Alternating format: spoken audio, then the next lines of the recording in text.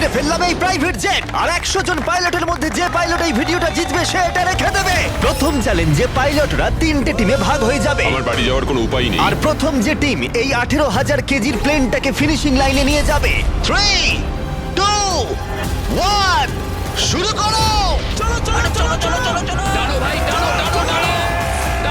আর এই 3টে টিমের মধ্যে যে টিম এগিয়ে যাবে তাদের এই বিশাল জেট ইঞ্জিনের শক্তি সহ্য করতে হবে আর সহ্যের কঠিন পরীক্ষাও দিতে হবে। তাহলে দেখা যাক। আরে অজ্ঞান হয়ে গেছে, কেউ অ্যাম্বুলেন্স ডাকো। আমরা শাটডাউন করলাম একটা গোটা শহরকে 24 ঘন্টার জন্য, কিন্তু প্রথমে দেখব কোন টিম এই ফিনিশিং লাইনটাকে ক্রস করতে পারে। হাড্ডাহাড্ডি লড়াই চলছে, এগিয়ে চলো, এগিয়ে চলো।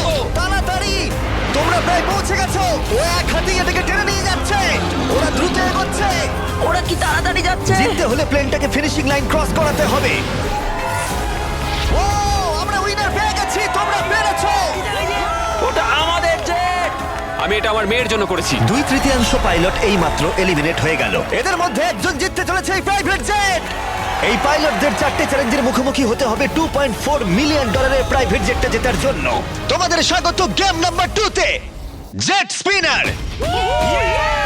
ইঞ্জিন স্টার্ট করো। এটা ঠিক নয়, আমার মোটা ভালো লাগছে না। এইবার প্লেনটা স্টার্ট হচ্ছে। চলো শুরু করো ভাই। তোমরা যে প্রাইভেট জেটের জন্য লড়াই করছো তার থ্রাস্টারগুলো আরো শক্তিশালী, যাতে বাতাস প্রতি ঘন্টায় 96 কিলোমিটার বেগে বইতে পারে। জেটটা একটা সার্কেলে রোটেট করবে, এর ফলে তোমরা তোমাদের প্ল্যাটফর্ম থেকে উড়েও যেতে পারো। আরে এটা তো পাগলামি। হেরে ফিরে যাওয়ার জন্য আমি এত দূর আসিনি। আমার খুব ভয় লাগছে ভাই। সবাইকে গুড লাক। এই শুরু হলো।